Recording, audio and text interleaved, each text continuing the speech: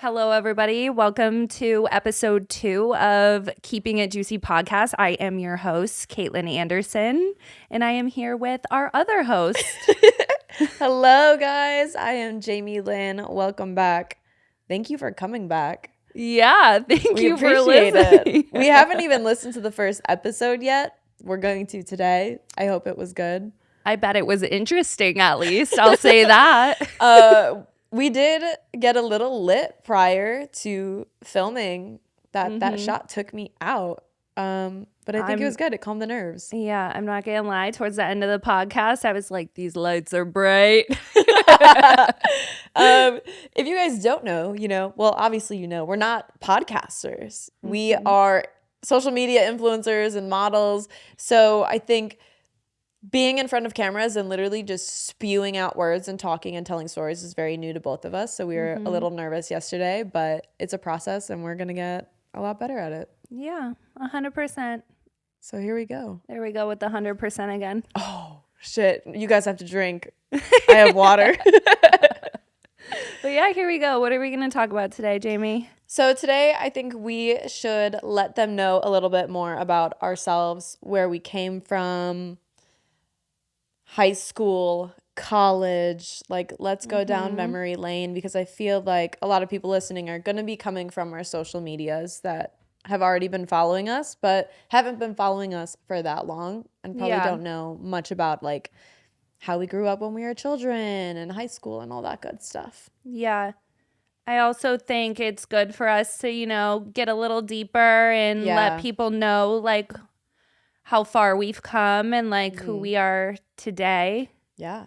So, yeah, I know we ended the last episode on an interesting note. Maybe we'll touch base on that, but I was like blacked out. No, I'm just kidding. I wasn't blacked out, but we got home and we're like, what did we end with? And I was like, I have no idea. When I laid down, I was like laying down and my thoughts were just running wild. I was like, oh my God, no, we did not talk about that. Yeah, we did. I'm like, we talked about so many different things, but it's great. There's also a big elephant in the room right now. Literally, a golden retriever. Her name is Shiloh. This is my baby. She is a 4-year-old golden retriever, and she's here with us today. She'll probably be on other podcasts too, but just if you're watching, you clearly see her. But if not, and you hear, that's not me. Us.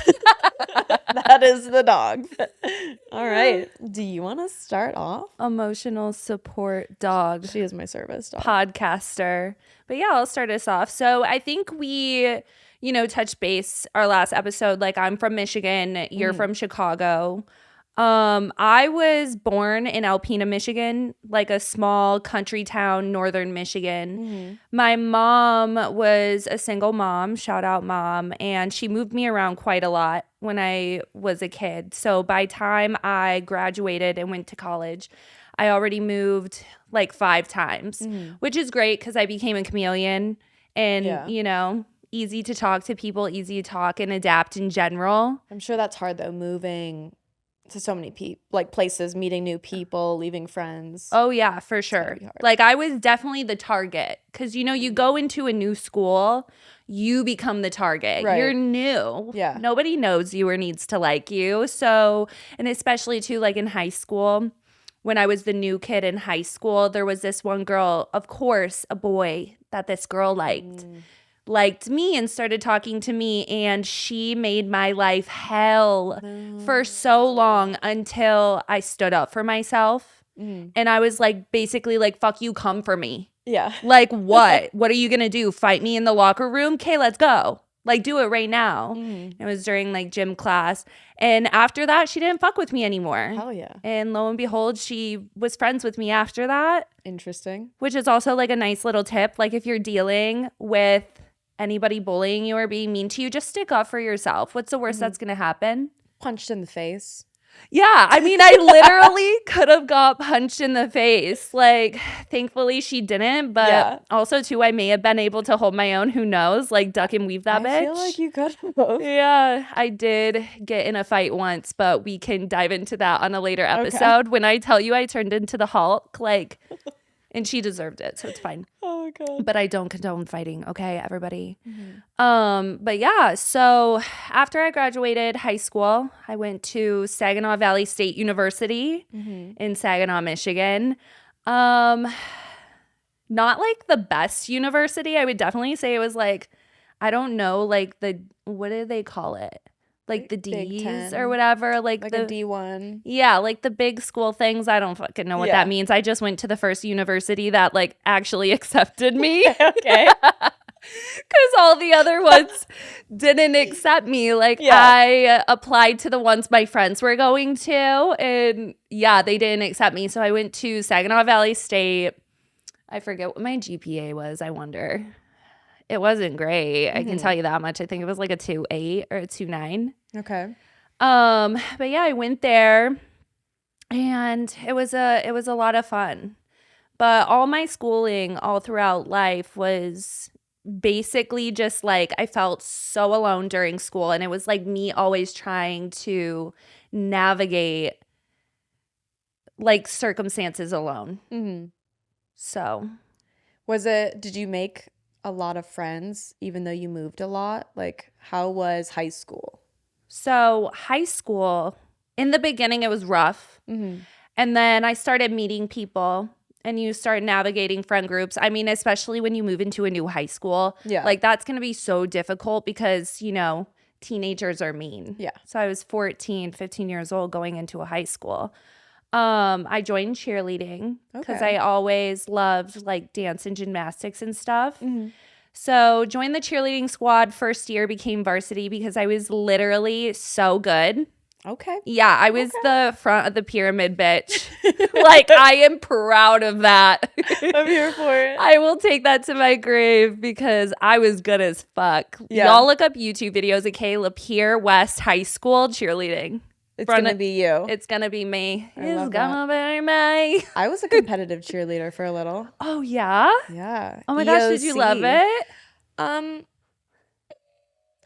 more of a tomboy. So I guess I'll go into... I mean, I don't think, though, that competitive cheerleading means that you have to be a girly girl. No, for sure not. Like, I was competitive. Yeah. I was athletic. I was doing backflips, back tucks, gymnastics, like, and I just loved it. Yeah, it's super hard. It's a fucking sport. I liked it. Like, the girls I was friends with in middle school, they did gymnastics, and they're like, let's do this cheerleading thing. Yeah. My one really good friend, Taylor, she was on the team already, and my friend Shannon was also on the team, and I was like, I want to try out. So then me and these two girls, we were like best friends at the time. We all tried out. We all made it, obviously. And I'm very athletic. I played like every single sport you can possibly think of growing up, except for golf and tennis. So we did this cheerleading, and I was like, this shit is so fucking hard. But yeah, cheerleading is extremely hard. That is a sport. You are holding girls that are like the same exact weight as you, like 120, just in the air. I also was a flyer, so that was fun. I did get a couple concussions because my bases, didn't catch me. Yeah. But that was a fun. Oh, that's awful. It was a fun I saw time. that happen. Yeah. One thing I I didn't like about cheer was the hairdos. Because it was so tight and pulled back and so much hairspray. I didn't like it either. And then competition days, you like perform for 4 minutes and then you're waiting there for like 8 hours. Yeah. So I didn't really like that. But cheer was cool. Yeah. So I grew up in Chicago, Illinois. That's kind of where my love for sports kind of took over. I was definitely friends with all of the guys or boys at the time, like throughout the time. I was just friends with the boys, friends with the girls I played sports with. I was definitely one of like the popular kids growing up. I think that's because of the sports teams. Yeah. And then I haven't had the best relationships with girls. Like the girls I am friends with, we could be like best friends, and then I will always get backstabbed in those friendships. And I think that's really... Like when you were growing up and stuff too. Yeah, middle school, high school, college. It's like you're friends with two girls super, super close. It was always a triangle for me. Yeah. And then just always just gossip, drama, backstabbing. And like gotta get out. Like, wouldn't talk to any of them. And it happened like every single different grade of school for me.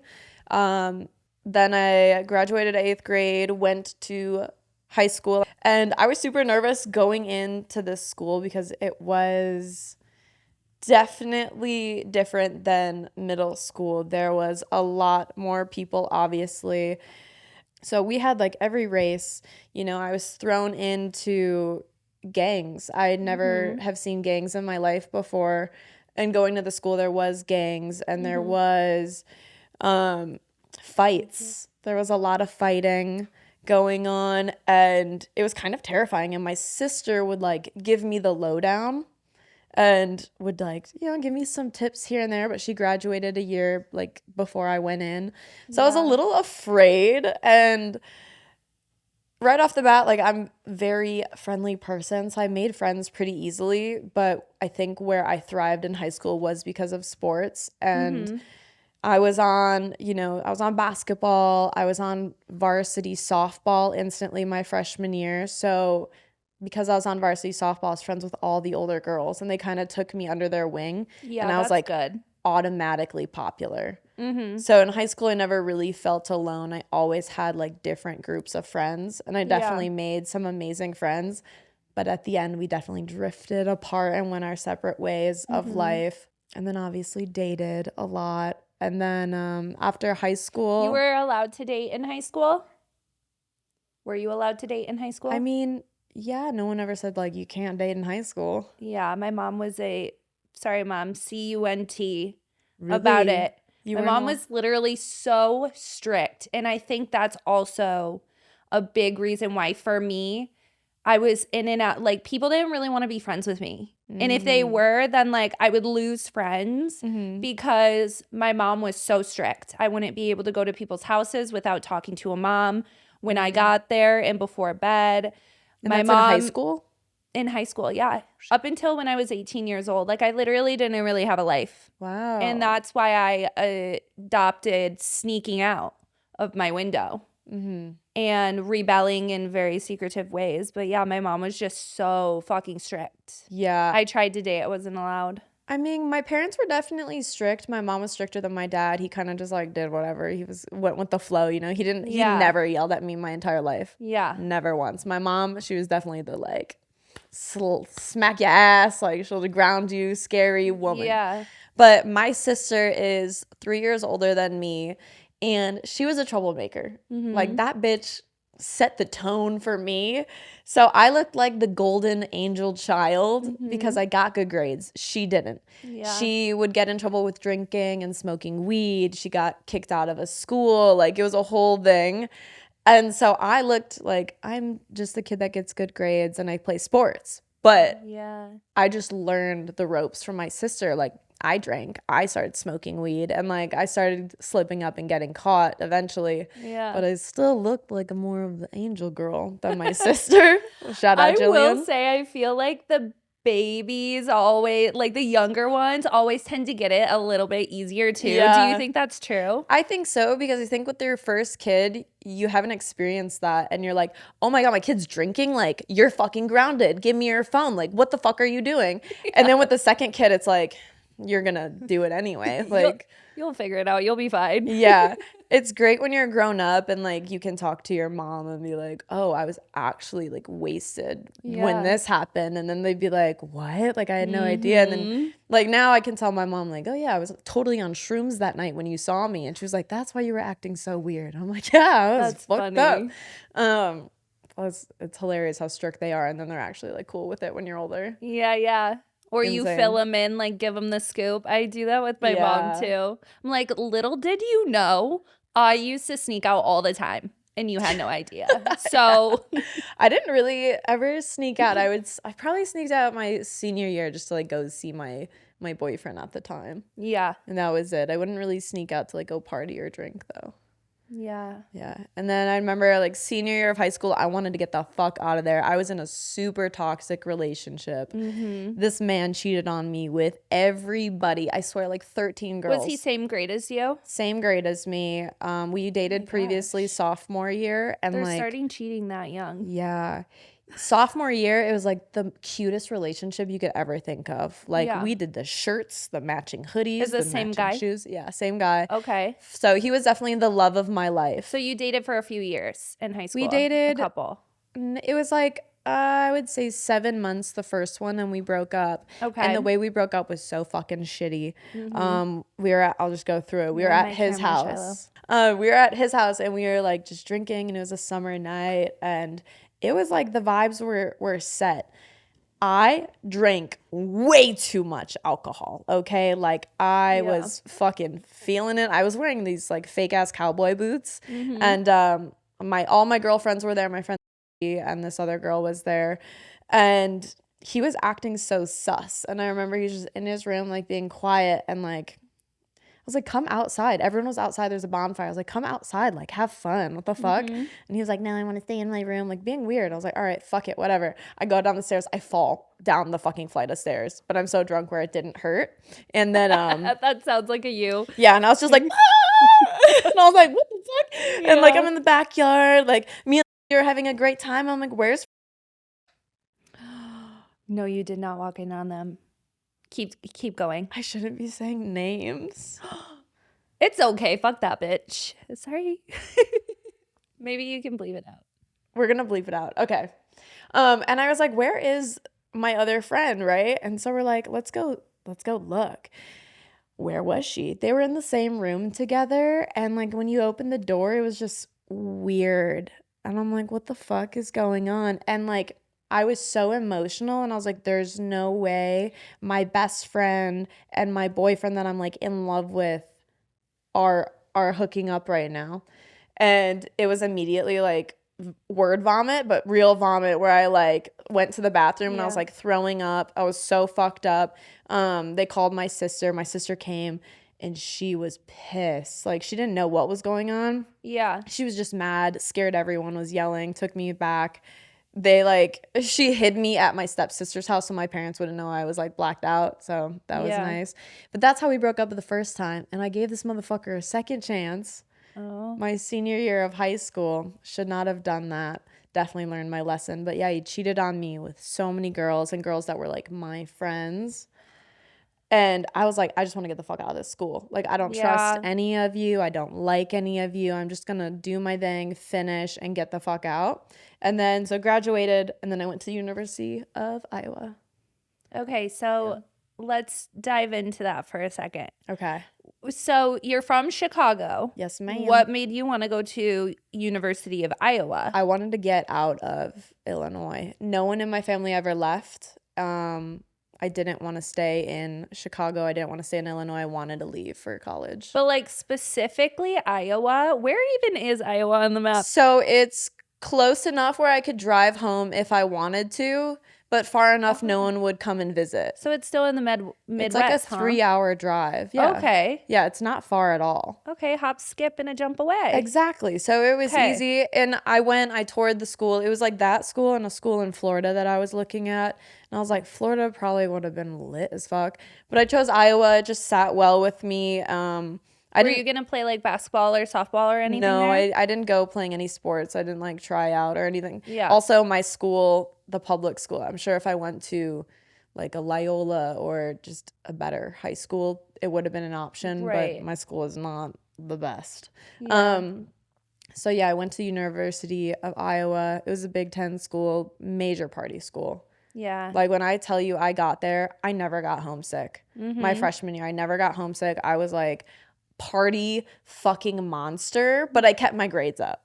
I went out. There was a point in time where Jamie's I like, went out. But I kept my grades up, so I don't it's know fine. how. I don't know how. Like first semester I kept my grades up. But there was a point I was going out like 5 days a week. Oh yeah. Well, that's what you're supposed to do. Cranberry vodkas. $1. Like I'm trying to think, like, is that what your drink was? Like, I would drink freshman, sophomore year of college? Whatever any boy would give me for free. Okay. And I don't know, I loved it there because I felt so hot. Like, okay, I'm leaving high school being like brokenhearted. Fuck this shit, right? I go to college and like I definitely wasn't like at my prime. I definitely had some glowing up to do. I was Yeah. very like just skinny. I would wear those fucking bombshell bras. Yeah. You know, so my boobs are just like boom. But yeah, I'd always be with like my friend group there, and just guys was like, oh, let me buy you a drink. And I'd be like, can you buy one for me and my friends? And they'd be like, yeah, they're $1. I'm like, fuck yeah, let's do it. Yeah, So like the dollar drinks. $1 to $2 The drinks. dollar Long Islands. Yes.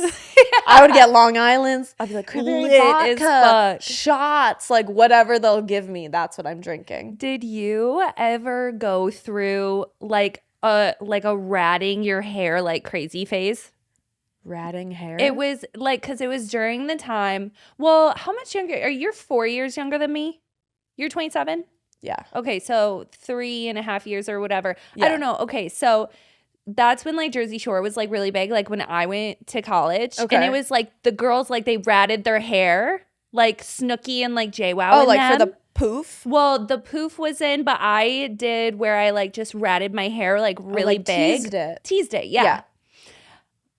I will have to show you a picture of what I looked like in college, because you will look at a photo of me and my friends and you will be like, what the fuck were you thinking? So I feel like I always have to ask people, like, was this just a me and my friends thing, or did other people do this too? Because I looked insane. I never did that. I honestly am not someone that even styles my hair. Or I used to not do anything, so I would just have it straight and it would just be fucking just straight as fuck. We all go through phases. Mine was looking like Snooki and JWoww at one point, apparently. There we go. I would say though, I don't know what my style was in college, but like bare minimum. Like I'm going out, ass cheeks are out. Yes. Tuesday, Wednesday, Thursday, Friday, Saturday. Cheeks. Sunday, fun day. Cheeks. Cheeks, tits, stomach is out. I was like, even in the winter, I was like, did I not get cold ever? All right. In college, did you ever go to a frat party and drink the jungle juice? Did I ever go to a frat party? Bitch, I fucked the frat. Yeah, I get it. Did you go and drink the juice? Yeah, I drink the juice. Okay. I drink a lot of the juice. God. I don't know what they put in that juice, but every time I drank the fucking jungle juice, my ass would be blacking out and vomiting everywhere. Yeah. It was not it. I don't know if I can't say for certain if there was like a specific juice. I just remember like being broke and like getting like one of those like fifths of R&R because they were only like $8, or like a fifth of brunettes because they had 36,000 different flavors. And so it was just and it was like $9 to buy a fifth of brunettes. We would get the Hawkeye's vodka. Well, I wouldn't get anything. It was always free alcohol. But I know the Hawkeye's vodka, which is literally like windshield wiper fluid. Oof. It was like $6. I'm pretty sure. It was disgusting. Yeah, awful. I think of those days like of drinking like Pop Off and stuff like that, or like UV blue. Pinnacle. Is that like a thing from like back then? All I know is that I was trying to find whatever could fuck me up, and I was gonna drink it. Yeah. And I had a fake ID when I was 18, so I wanted my sister's ID because then it would have been a real ID, like, and I know all her info obviously. And she was like, "Go wait at the DMV." I was like, "I will give you $100. Please give me your ID," because there's times like we'd be out in the clubs. And, like, I kind of, like, flirted with all of the bouncers. So they would always let me in and be like, don't give me the fucking bloody X on my hand, please. And, like, I'd still get the X, but then you just wipe it off with soap. Or you put, like, Aquaphor on your hand and then they'll, like, do it. And then you just slide it right off. Yeah. I was just in the club, like, if you're under 21, you're supposed to get out at, like, 11. And I never left. I was like, bitch, you don't want to leave at 11? Like, the party's just getting started. But I was dancing with this guy, right? And we were fucking in it. I'm wasted. And this cop comes out of nowhere, looks me dead ass in the face, grabs my arm and goes, "How old are you?" And I go, "Not old enough." And he was like, "Let me see your ID." And I was like, I mean, I'm not old enough, you know? I didn't want to show him my ID. I don't know why. And he was like, "Get out of here." Right? And I was like, okay, like I'll leave, like for sure. And he was like, if I see you again, I'm gonna give you a ticket. You know, you're gonna get in trouble. And I was like, okay, I'm literally leaving. He saw you again. I didn't fucking leave. Uh, I like walked back. I'm looking. He's like watching me. I like go around this pillar, right? I'm like, all right, I'm cool. And I go back to the end of the bar and I'm like, yo, cranberry vodka. And then I like grab my drink and he sees me and I fucking book it. And he's like, hey, and he put the little flashlight up. And I was like, there's no way this fat cop can find me in this sea of people. Like the clubs there got packed. It was like a legit club. Yeah. And I was like, there's no way. So I'm like running around the club. He's like searching for me. And like I went out. I went to a different place. Like it was a whole ordeal. But like at the end of the day, that cop had it out for me from that moment on. Yeah. Good times. Partying in college was fun, especially as a freshman, like a newbie. I don't remember a ton from my freshman year. When I was coming out of high school, I was dating a guy.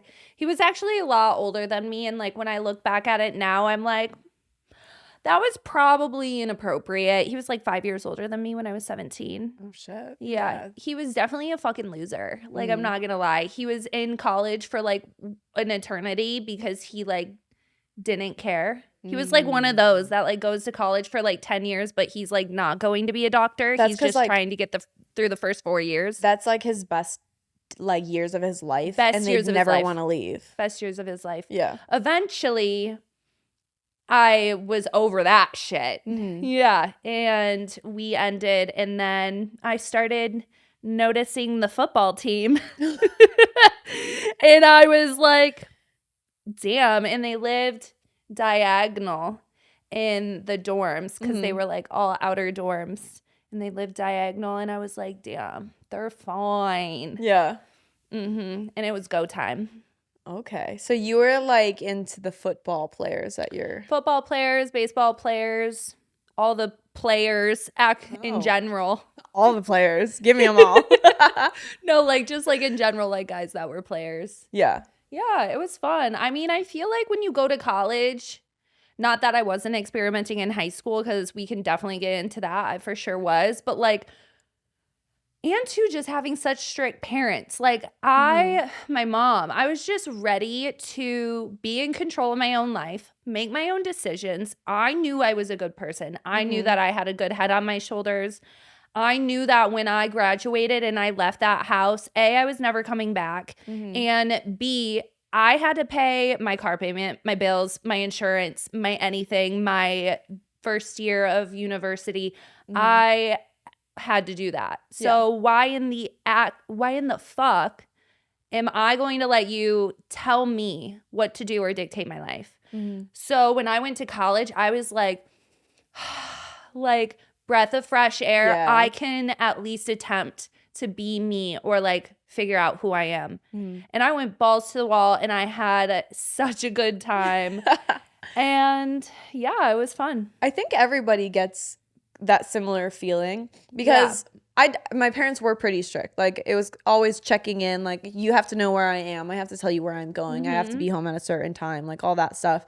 So when I went to college too, is that same feeling of like, whoa, I don't have to check in with you. No, you could just be you. You don't know what time I'm coming home at night. I could go out and that's what happened. Like I was doing whatever I wanted, having so much fucking fun. I think at home too, I didn't really have a lot of like privacy or like my own space. Yeah. So when I got to college, I had my own dorm room. I don't know how this happened, but I had my own dorm room. So I didn't have a roommate, which looking back, I kind of wish I did because you really, I mean, if you get a good one, you really bond with your roommate. So I feel like a lot of girls, for sure. Yeah, they were really close with their roommates. I mean, I would have my door open, music playing. I'd be making margaritas or like some weird concoction. I'd be like, anybody want drinks? That was my room. Like everyone would come all the way down the hall and like come hang out in my room. Do you think that if we were in the same dorm, we would have became friends? Probably, because I so. am very similar to how I was then, but way smarter now, obviously, and more mature. But I was still like the silly, crazy girl that was just nice to everybody. Yeah, I feel like we would too. Yeah. Did you ever think about joining our sorority when you were in college? No. Okay. Sorority vibes have never been like my thing. And also too, like I never really heard about sororities like being a thing. Okay. Or like frats or anything like that. And to be honest, I don't know if SVSU actually had frats or sororities or anything like that. I'm not sure. Yeah. But yeah, no. I don't think that I don't know, but I don't think I actually knew what one was until House Money came out. I love that movie. Yeah. Ashley. Yeah, no. Were So you in one? I was not in one. I was not about to join one. Like a lot of the girls in my dorm hall were like all getting ready for it and getting really excited. And to me it just seems like a really, really girly girl thing to do. I don't like twinning with people. Like, especially not when it's 20 girls wearing the same outfit, doing the same dance. Like, it seemed just really kind of like a toxic environment and cliquey, and it just didn't. Cliquey, for sure. Cliquey. And toxic. I didn't get the vibe. But I was friends with a lot of the frat guys. Like, I worked out in the gym. Since I didn't have a sport, that's when I started getting into fitness a lot. Yeah. And I started posting photos on Instagram of the gym. That's kind of how I started growing on social media, actually. But I was in the gym constantly. And so I would meet the guys and just be like cool, like workout friends with them. Yeah. Obviously they wanted to fuck, but I wasn't fucking them all. But being friends with them, they would invite me and my other girlfriends that weren't in sororities, be like, yo, we're having like a frat party, just come through. And every time we would go to these parties, it would be like a theme. They wouldn't tell us the theme, obviously, because it doesn't matter. So we'd show up looking hot as fuck, and all of the girls would all be in like jeans, or all the girls would all be in pink dresses. And we're all just like, I'm like, we're chatting with the frat guys. They hated me so much. Were you a pick-me girl? What? No, I don't think so. What does that even mean? A pick-me girl, like the one that like wants the male's attention. No, I never really gave a fuck about males. They would kind of just like gravitate towards me. And it actually became a problem like in my friend group, because it was, I forgot who said it, but one girl was like, you know, I don't really like going out with you because you always get all the male attention. And I was like, bitch, I don't want the male attention. I also will say that I feel like you just like naturally are just so chill. Yeah. And you vibe with people really easily. And I feel like usually like that's like a male thing too. Like I feel like they're mostly chill. They're not super dramatic. So it's like, I mean, I get along really well with men too, because I just don't like drama. And I feel like you're not a person that likes drama. I do not like drama. Cares about fitting into a box. Right. Kind of. And that's kind of like a sorority thing to me. Yeah, 100%. We're not trying to judge sorority girls, by the way. Go for it. I think it's cool. Like, sometimes I think about, like, damn, if I was in one, obviously, I would have had the chance to meet a lot of girls and potentially grow really, really strong girlfriends. Or, like, sisterhood almost. But it didn't feel right with me. And then I had some crazy shit in my life go down my second semester of my freshman year. Should I go into it? Are you talking about your ex? Yeah. If you want to. Okay, we're going to get deep for a second. So I partied. I had my whole talk to a bunch of guys, do my thing, was just having fun with life. And then when I went home for Christmas break, I started talking to one of my exes from high school, not the cheater, just a different one. And we kind of started like reconnecting a little bit. I went home to Chicago for St. Patrick's Day, because Chicago has the best St. Patrick's Day parade. It really does. If you haven't experienced it and you're a drinker and you're Irish, fucking go. The river's green. Everyone is shit-faced. It's such a good time. Side note, I am 17% Irish. Chicago, let's go. Let's fucking do it.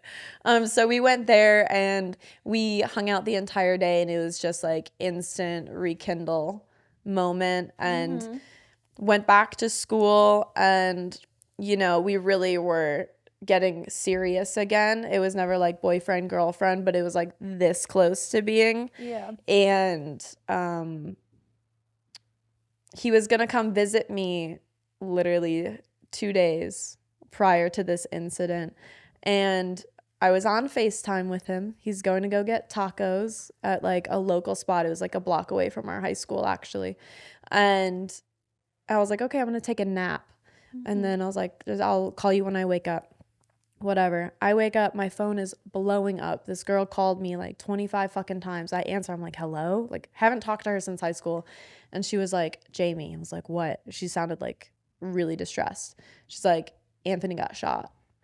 And I was like, what? Like, I just woke up. I'm groggy. I'm like, this bitch is fucking with me right now. I was like, excuse me? And she was like, I think he's dead. I instantly hang up on her. I start calling him and it's going straight to voicemail. I'm texting green, green, green. I'm like, what the fuck? I call her back. And then like, as I'm calling her, I'm seeing all the articles online where it's like teenager shot at TBK, dead, fatal, like all this shit. And I'm just like sitting in my dorm room like, what the actual fuck is going on? Like, I just talked to him. There's no way that he's dead now. And it turns out that I was the last person to speak to him on the FaceTime. So I was having FBI agents call me and police were calling me and contacting me to like do interviews and stuff. I had to go back home and do some. And like, it was just the most fucked situation ever. So I know you told me before, but so the people that shot him, they didn't know him. So the guy that shot him previously shot another guy and got out of jail. So he already killed somebody, got out of jail. Why, I don't know. Shot Anthony. They did kind of know each other in a way. Okay. I don't think they were like ever communicating. It was like they know the same people. But shot him. He died, bled out right in the parking lot. They ran him over with his own car and stole his car. And like, I saw the video of it and it was fucking horrifying to watch. And after that incident, like, now I can talk about it. Back then, I was so distraught. My dad came and picked me up from Iowa. And after that moment, I was like, school is a wrap. Like, I can't even function properly. And that was 2 years, you said, into you going to college, right? That was my freshman year. It was the second semester. Oh, really? Yeah. Oh, my gosh. So it's like you literally just get to college. You're living your life. You're having fun. You're going crazy. You reconnect with a love from high school. And something when you're just a child yourself still too, like you're 18, 19 years old, and your boyfriend gets shot and is murdered. When you went back home, how did you process? I don't think I really processed at home. I kind of had to like have armor up and have a defense because we kept our relationship really private. No one from back home even knew we were talking. Yeah. And there was other girls like even at the funeral that were like being kind of bitchy to me and thinking I'm like why are you crying so hard? Like, cuz no one really knew that we like rekindled it. And it was just the hardest thing, like seeing him lying there. Like, I never wish that upon anyone to go through. And with death, for me, if an old family member dies of a sickness, like, it sucks. Like, it's sad as fuck, but you lived your whole life. Yeah. You know, he was 17 years old. He was a fucking kid that didn't even, like, get a chance. And that really affected me. Like, that really broke me. Yeah. And his life was taken from him. Like, there was no choice. And so when I got back to college, I was like depressed. And this is like the only time in my life I've really been like depressed like this. Could not do anything. I wasn't working out. I wasn't going out. I would kind of just sit in my room and I didn't have a roommate. So I would just sit there all day, like alone in my thoughts.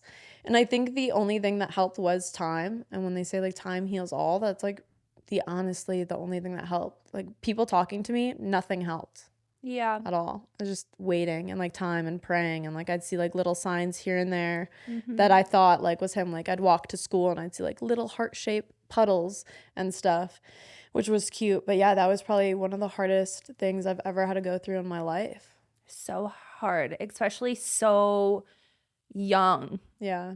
And I remember you talking to me about how, like, you know, when Anthony died, I just kind of like, I shut down and I just didn't let anyone fuck with me. Like, I was angry. I handled my emotions, you know, in a different way than I did before. Can you like go into that and explain that? Yeah, so I completely shut down, and I didn't really speak to anyone, so all my friendships kind of just like withered away, and I kind of pushed people away. I didn't be social. I wasn't social at all.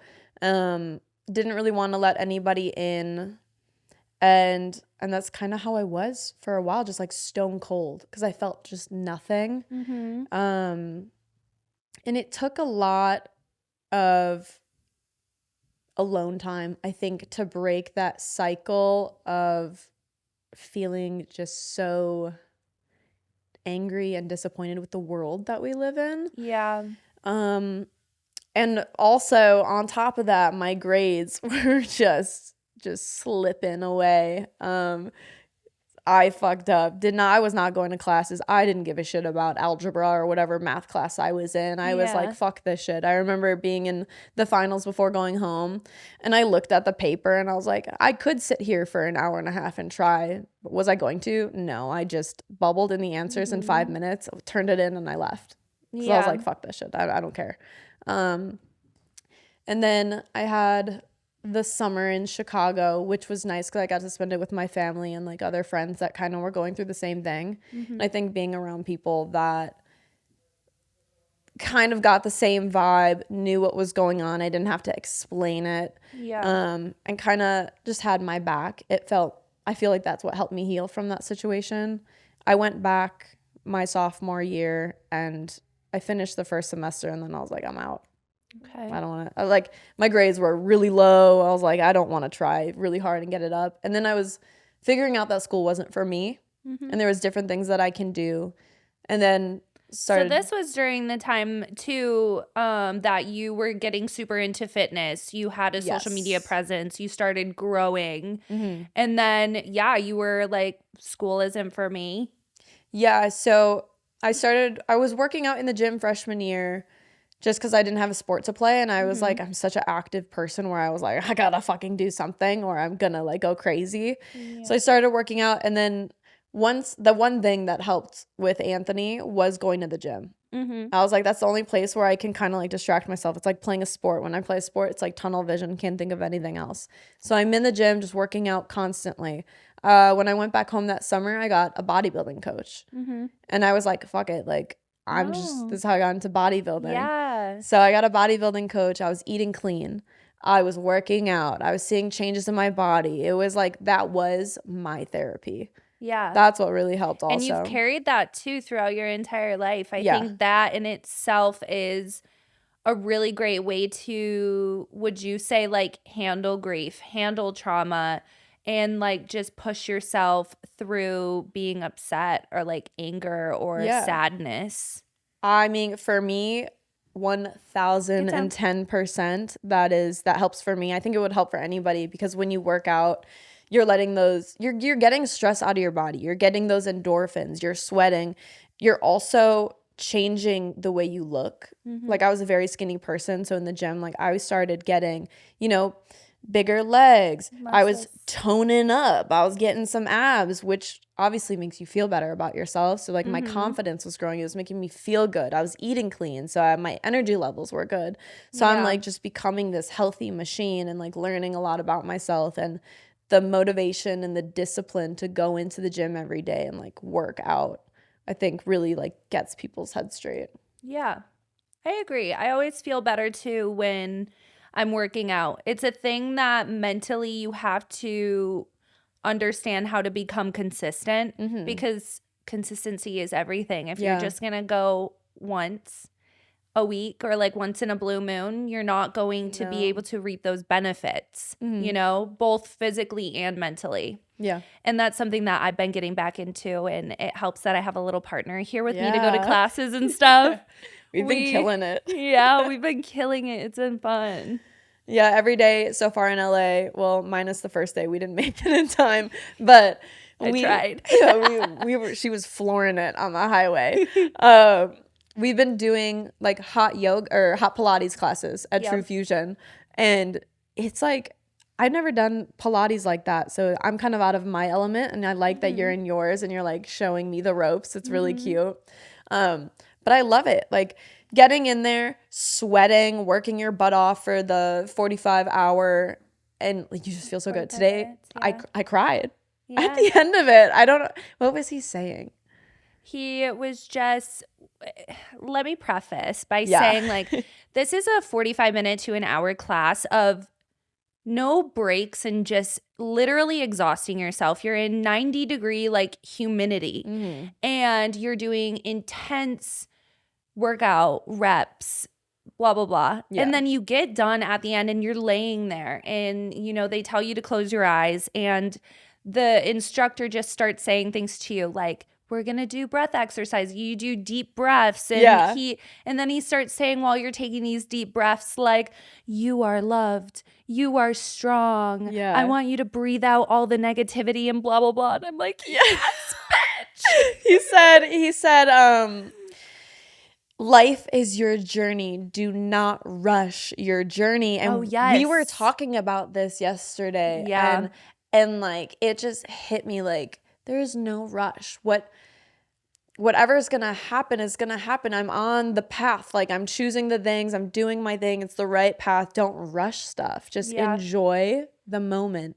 And like it hit me so hard. And you know, he was like, "Oh yeah, do your deep breath." And I'm like, "Okay, that felt good." And he's like, "Do another one." And I was like, "Oh fuck!" And then like I did another one and another one, and on the third one, fourth or the third deep breath, Jamie is like, I was crying. I was sobbing. I'm like, tears are coming down my face, but I'm also sweating profusely. And I look over and I'm like, I'm fucking crying. no. The day before I told Jamie, I was like, you know, I even cry sometimes at the end, and I feel like you may have thought I was crazy. Like, No, why I didn't. why is she crying in Pilates? And then I look over and she's like, I'm sobbing. And I'm like, okay, you get it. No, I definitely get it. I've done breathwork exercises at this event I went to, and it was so emotional just from breathing. Like you're just sitting there with a group of people breathing and you get so fucking emotional. It is insane. Like you could get really happy and it'll be tears of joy, or it could be like some trauma you're working through, but like breathing is powerful. Yeah, and we're definitely going to have to dive a little bit deeper into that too, because Jamie's done a lot of like ayahuasca work and therapy work and like, you know, the breathing and everything like that. And I want to on an episode really go into ayahuasca specifically. Yeah. Because I've done psychedelics as well. And then, well, psychedelics, acid and stuff like that. And it's been therapeutic for me, but acid and ayahuasca, two very different, you know, one is plant medicine, the other is whatever it is, chemical. I'm not really sure what acid yeah, but I definitely want to talk more about that on an episode. I feel like people that'll love be a hearing really about good, that juicy episode. I will say. Keeping on kind of the same topic as to what you were saying about what our instructor was saying. Because we were talking about last night, like, you know, you're on your path.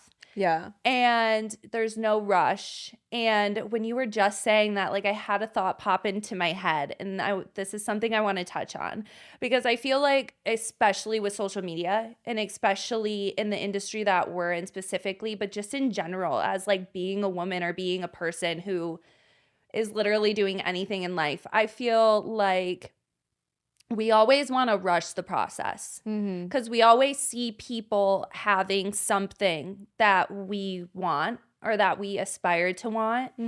And, you know, I feel like my journey, especially in Vegas, moving to Vegas and having absolutely nothing, like a suitcase, $500, like literally struggling so bad. And being in Vegas, and I would see all these people, and especially all these girls like have red bottoms or these bandage dresses or these nice cars or nice homes or, you know, be able to afford whatever. And just being like, oh, I want that. Or like, I wish I could have that. Or a certain job or a success, or people were getting put in Maxim or Playboy, and like these are things that I wanted. Like, why aren't I getting these things? These are things that I'm working for too. Like, why don't I have them yet? Mm-hmm. And I think over time in my life, that's something that I've realized and tried to work on myself, is don't rush the process. Because if you manifest and you focus and you really work towards what you want, eventually in some way or form, the universe is going to give you what you want, and you're going to be able to achieve these goals. Yeah.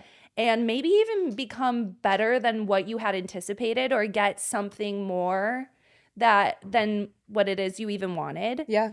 And so that just reminds me of that. And I feel like we all need to have that little reminder in our head of just like, accept the journey. Don't rush it. Be patient. It'll come to you. Maybe your friend is getting it right now. Maybe you'll get it in 3 years. But it'll come to you, and maybe it will be better. It definitely comes to you when you're ready for it. If you're not, like...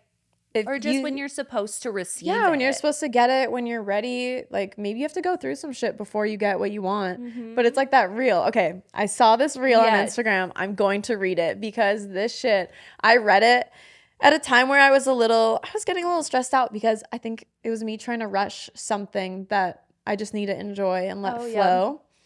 So I saw this reel came up at night. I'm scrolling when I shouldn't be on my phone, going to bed, and it just stuck with me. It was this guy talking, and he said, "What you want wants you. Listen, you can relax, because what's for you is not going to pass you up. What is meant for you is for you." Yeah. And I was just like, excuse me, sir. That's exactly what it's so simple. Like, you don't have to complicate it. It's the simplest fucking phrase. But it's like, if you want something and you work towards it and you believe you want it in this fucking life, it's yours. Just wait. Be patient. Like, keep grinding every day. Like, you can't sit on the couch and be like, I want to be a millionaire, and just sit here. Like, obviously you have to get up and work for it. But if you really believe in yourself and you want it and you work, it's yours. It'll come. Yeah. I loved it. Yeah, it's just a matter of when. Yeah, and it was like, relax. And I was like, you're right. I need to relax. I need to take a chill pill. I'm stressing out right now. Yeah. But I feel like everybody can relate. Like, it's such a common thing. Yeah. You get ahead of yourself, and you start, thinking about a year down the line, or you start thinking about things that are so many steps away. And it's just, we forget to just sit with it. Yeah. Breathe it in, accept it, like, have fun with it, whatever it may be. It's like, just relax, because like you said, it's whatever you want and whatever's meant for you, like, it's already yours. You already have it. You got it. It might not be in your hands right this second, but it will be. Yeah. That's such a beautiful thing. The universe is listening. True. I'm learning manifestation. I'm getting better at it. But what you were saying with, like, when you move to Vegas and there's girls with all these, like, red bottoms and all this shit, blah, blah, blah.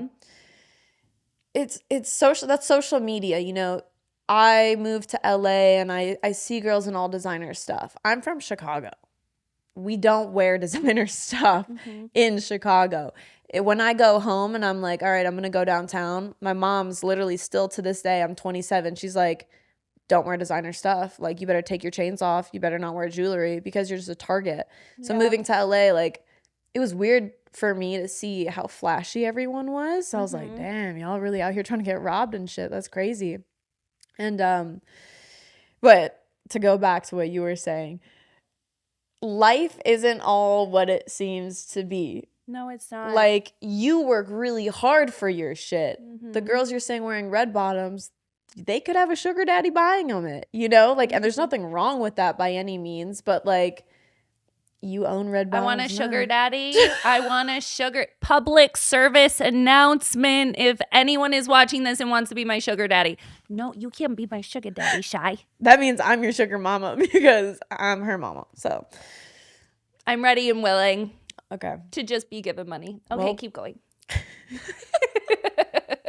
It's kind of like just don't believe everything you see on social media. Yeah. Someone could be out here living their best life on Instagram and be so sad, have no friends, like, or they fake it all. Like, Yeah. if you're sitting at home like scrolling like, wow, these girls are so beautiful. Wow, they have so much stuff. They go on trips, they own all this. It's sometimes not all it seems to be. Like, take a chill pill, relax. It's not all, what is it, butterflies and rainbows? But people will literally go into debt to make it look like they have money, to make it look like they have the home, the car, the nice things, and they'll go into debt because of that specifically. And it's fake. The second point is what I was going to say. If, if you're really triggered about, people having nicer things and stuff than you probably just have to do a little bit of work on the inside, because you should just be really happy with yourself. Yeah. Also, like, having materialistic things, for me at this point in my life, like, I have a lot of things, I have designer shit, I do. But I have come to this point, and it's been like this for probably a year now, where all of that stuff means absolutely nothing to me. Like, if I have a really expensive pair of shoes, they're just fucking shoes. Like, I don't, like, I'll wear them and people are like, wow, you're really wearing like these fucking Louis sneakers and it's like muddy. I'm like, it's a shoe. I don't care. But I also have stopped purchasing a lot of designer stuff because it's all just shit. It just takes up room, and I'm trying to like simplify my life right now. And when you die, you don't take anything with you. Nothing. I think that's a part of like just like the healing process too in general, because I feel like we have to dismantle certain parts of ourselves. And when you start a healing process and a healing journey like you have, and just like starting to realize that, all of this other shit, it really doesn't matter. Like, who are you on the inside? Like, what can you, and same with like meeting people and stuff like that too. Like, okay, all of this is nice, but it's like, what can you offer me and bring me? Like, what can your soul bring to my soul? Yeah. At some point in time in your life, hopefully, that's what's going to matter. And not like, oh, like, she has a nice bag and she's hanging out with these people. Like, she has something to offer me. And I will say, I feel like that's definitely a Vegas thing and an LA thing when you start kind of like meeting people and making friends. Like, people are so surface. Yeah. And it's really hard to meet friends, especially in LA and Vegas, where we both come from, and have people be genuine. Yeah, that was definitely a struggle when I moved to LA. I moved with a roommate, and we were like kind of cool. I did have my best friend Dexter here, which helped. But it was so hard making genuine connections here.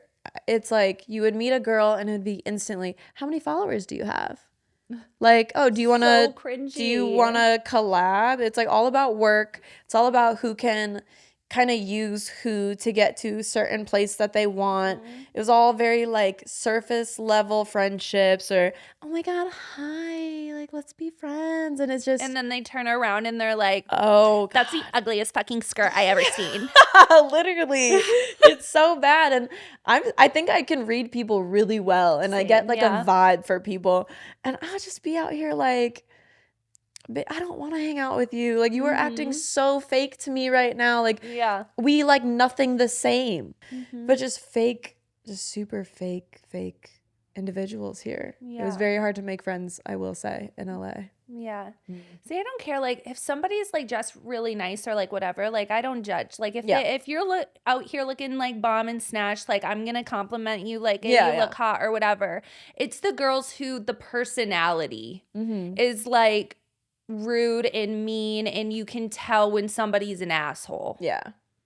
And I've had that happen to me before. And I will not say names, but this person had a reality show and she was a cunt. I want to know the tea. And I'll tell you the tea. But I was like, wow. And I'm not going to lie, like I was a fan of this girl. I was a fan of this show. And I would like watch it all the time, and I rooted for this bitch. I was like, damn, like she's dating shitty dudes. Yeah. And then I like run up and I'm like, oh my God, hi. Like, and I was going to say, like, love the show. You're iconic, you know? And she looked at me and dismissed me like I was nothing. Oh, no. Yeah. And I was like, I hope you get hit by a car. Oh, gosh. When Isn't you it leave. weird that people get so, like, big-headed here? I mean, at this point now, I'm used to it. But I mean, it's just so funny to me because it's just like one day you will have success, the next you might not. So you better watch your fucking self. Yeah. Because karma will come and get you. Question for you. You are popping on Instagram. When you go home. Instagram hates me. It's okay. When you go home to like the smaller towns, do you notice that people treat you differently? No. No? I don't Or, really like, no, think like. So where I'm from, like originally Alpena, like super small hick town. Okay. Like I grew up in a barn basically. Yeah. Like my family is very just like smoking cigs and drinking Bud Light at 8 a.m. Okay. Like that's the vibe. And like nobody gives a fuck about what I look like or who I am or what I do. And they treat me just like Caitlin, which is that's nice. honestly like so nice. And in Lapeer, like, yeah, when I go home, like I am no makeup, bumming, dog hair all over me because my mom has dogs, I have dogs. Like I'm not trying to impress anyone. I'm just like vibing.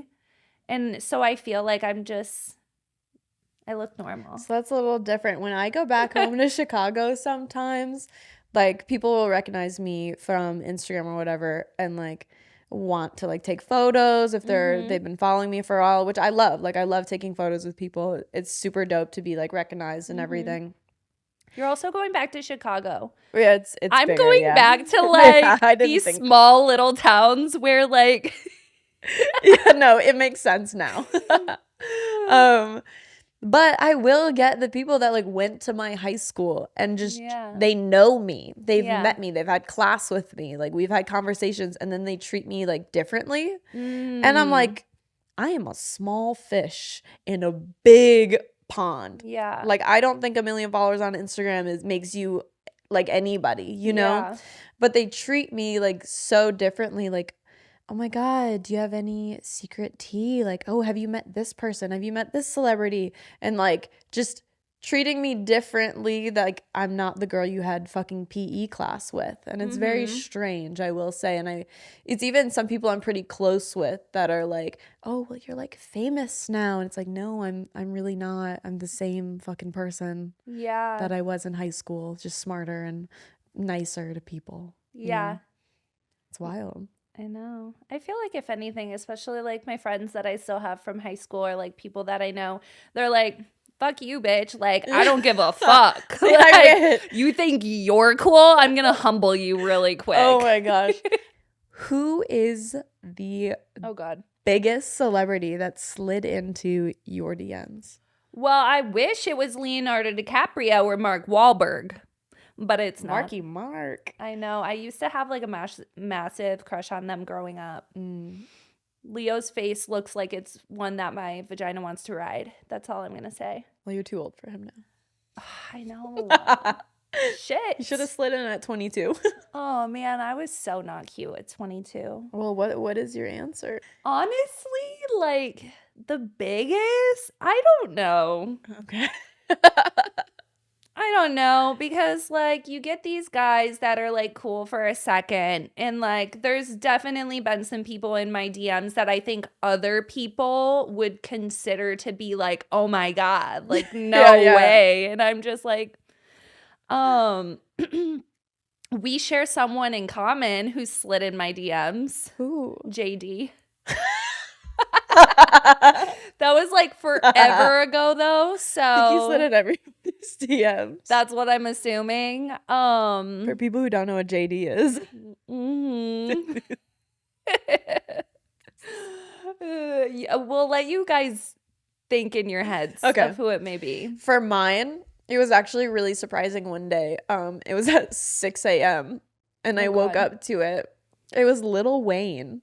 Oh, you sent me a screenshot No, I sent you an old recently. screenshot. I went and I found it, the Lil Wayne one. Oh. Yeah, he put in all caps, "I love you." Mm-hmm. And then like it was, I forgot what else it was. And then I respond, it's Lil Wayne, I'm gonna respond. I was Yeah. like, "Yo, what's up?" Sent his number, was like, "Call me." Yeah. And then I was like, it's fucking 7 a.m. Okay. Never called.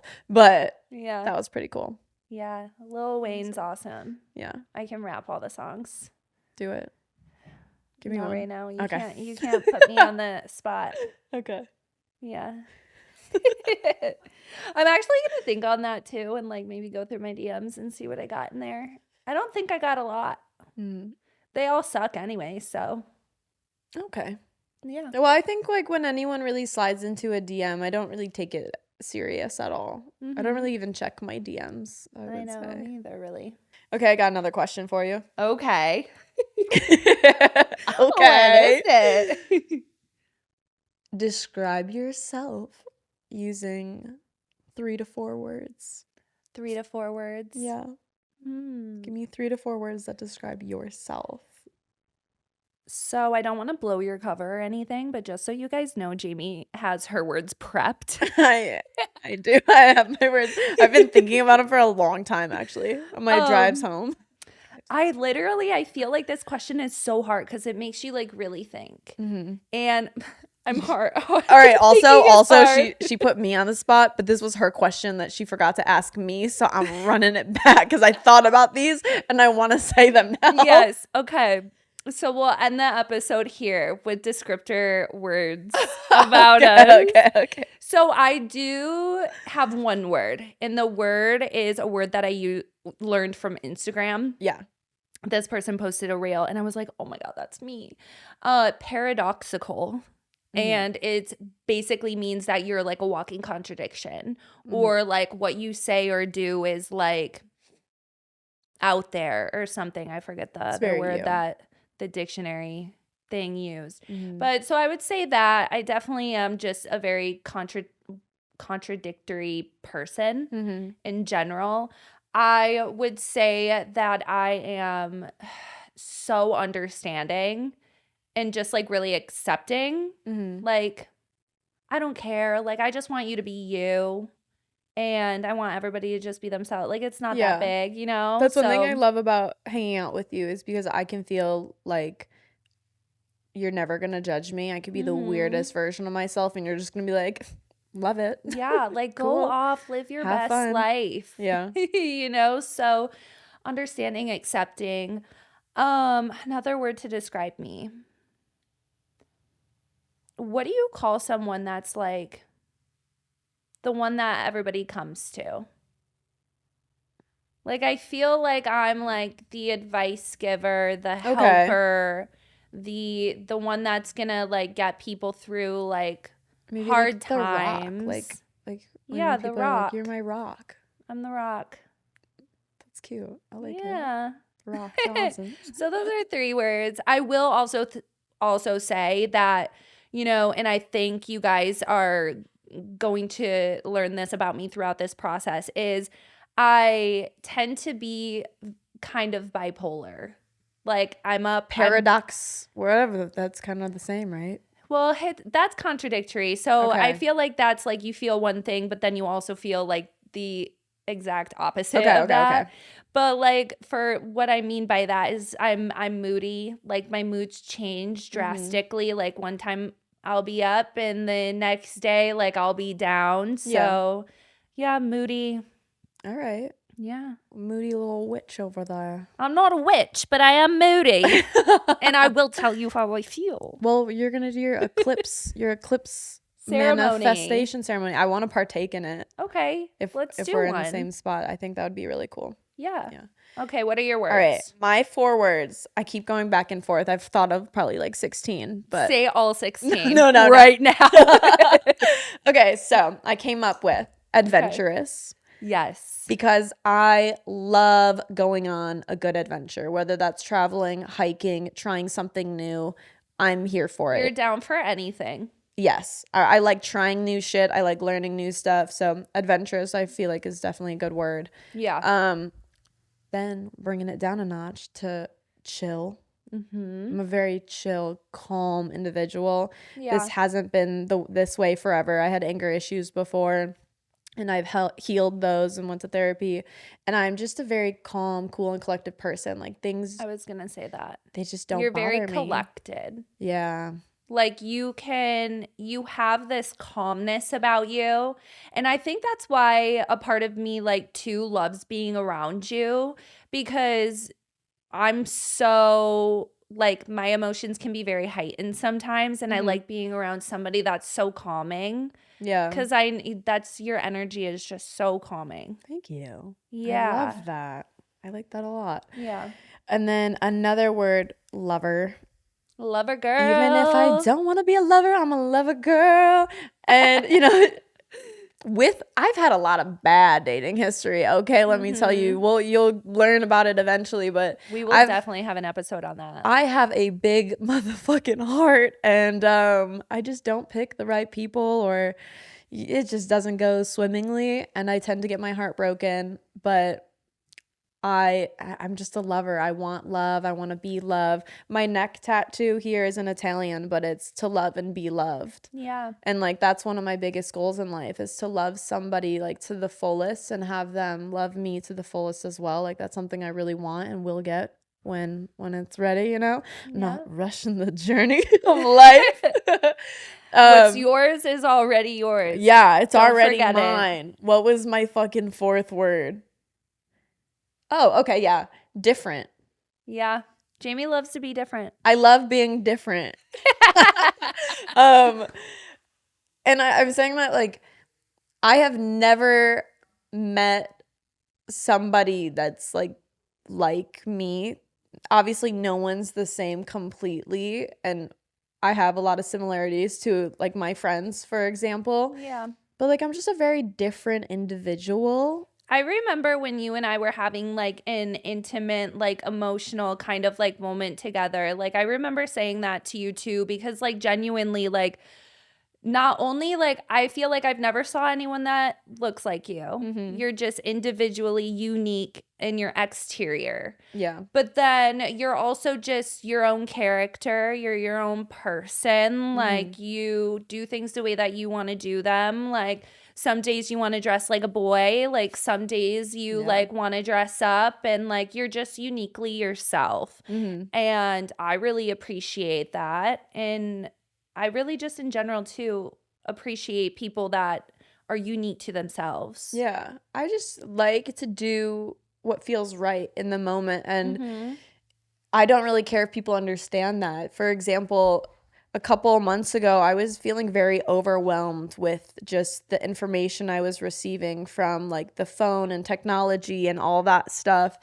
And, you know, I told the closest people around me, like, hey, I'm going to do a 3-day fast. And they're like, oh, okay, like, have fun not eating food. I was like, oh, no, like a 3-day fast from everything. Yeah. So no food, just water and like electrolytes, but no technology. No social media, no TV, no Nothing. computer. No music. No nothing. No people. So for 3 days, You're alone with your thoughts. Alone with my thoughts, with my dog in my house. I didn't see a single human except for the mailman when he like dropped off mail. Didn't say anything to him though. I was like, I'm not talking to anybody. You're like, I'm on a fast. I'm not allowed to talk to you, so don't even look at me. It was the most amazing, peaceful 3 days of my fucking existence. It was epic, and I'm definitely gonna try and do it again. But just like shit like that, like no one really understood. They're like, what the fuck? That's kind of weird. And I'm like, you don't get it, but I need to do it. That it's just weird. Yeah. Like why? I don't understand like why people would say something like that is weird, because what's weird is that people aren't trying to do this. That's what I'm saying. It's like have you ever gone camping? You're weird. Have you ever gone to camping and feel like, wow, I'm really with like tell me you haven't gone camping without telling me you haven't gone camping. Right? It's so funny. Yeah. I highly recommend doing like 3 days is excessive for some, but like literally try and get off technology for a little, especially if you are someone that like watches the news constantly. Oh my gosh, I couldn't. I never watch the news. I never watch the news. And you want to know what's weird is that I feel like a lot of people do judge that. They're like, you don't watch the news, you don't know what's going on in the world or this or that or A, B, and C. And it's like, I don't watch the news because it's only toxic. It's only highlighting things that are awful about that's going on in the world. And yes, I want to be informed, but like, naturally, you get on social media, you're going to be informed about everything. If you get on TikTok or Instagram, you're probably going to be more informed and more like informed accurately than the news. Right. I don't really trust the news. Like, you know. Don't trust the news. I also don't trust doctors. Yeah. And you have to protect your mental health. Yeah. And your heart at all costs, I feel like. Yeah. If watching the news doesn't feel good to you, you don't got to watch it. Yeah. Shit. I don't. Anxiety inducer. And on that note, and on the topic of anxiety, we'll hit on that shit tomorrow. Yes. So we're going to end this episode today. Thank you guys so much for listening to episode number 2 of Keeping It Juicy. So we will see you guys next week on another episode. On Thursday. We will. Oh, yeah. Jamie and I came out with our date. It's going to be Thursday. Thirsty Thursdays. Get juiced with Keeping It Juicy, baby. You love it. I love that. Get juiced, not steroids. Get juiced. Get juiced up with Jamie and Caitlin. Yeah. What is this accent? Okay. I don't know, but I love you guys so much. Like, comment, subscribe.